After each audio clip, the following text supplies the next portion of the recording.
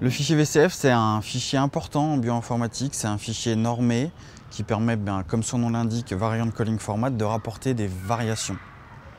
Alors ce fichier, il a été imaginé et créé lors des premiers grands projets de séquençage de génome, notamment le projet 1000 génomes, puis il a été maintenu par différents organismes et est toujours maintenu à présent. C'est un fichier qui permet de rapporter des variations, il est autonome et suffisant en lui-même, donc il contient toutes les informations qui permettent de le décrypter entre guillemets, c'est un fichier texte simple. Il est composé de deux parties principales.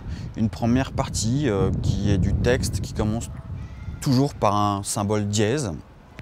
Cette partie est appelée l'entête ou le header qui va nous donner toutes les informations qui vont nous permettre de lire simplement le contenu de notre fichier, des données qui sont contenues dans ce fichier, qui sont à la suite de cette entête, donc qui constitue la deuxième partie. Cette deuxième partie, elle est constituée de champs tabulés, donc séparés par une tabulation. Ces champs, ils sont variés et nombreux, principalement ils sont assez basiquement pensés pour décrire une variation, chromosome, position, allèle de référence, allèle alternatif, des scores de qualité, des identifiants dans certaines bases de données. Puis il y a un champ assez particulier qui s'appelle le champ information, qui va lui donner des informations sur l'expérience qui a conduit à la génération de ce fichier qui contient nos variants. Et puis enfin, il va y avoir une série de champs qui appartiennent à un ou plusieurs échantillons, parce que oui, en effet, on peut mettre plusieurs échantillons dans un même fichier VCF. Il n'y a pas de limite au nombre d'échantillons. Et dans ces champs, on va avoir plus d'informations.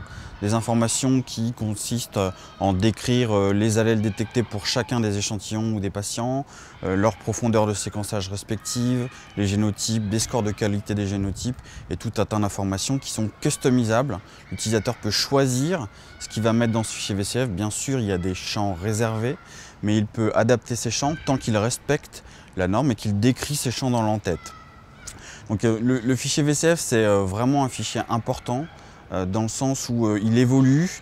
On en est à la norme 4.2 qui est sortie de mémoire en septembre 2018.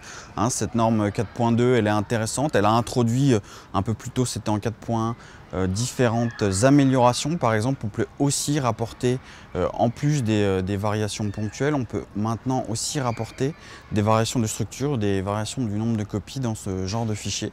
Donc ça, c'est important et il est indispensable que de plus d'utilisateurs possibles puissent utiliser et l'utilisent afin de pouvoir partager les données, pouvoir comparer les données entre les différentes expériences.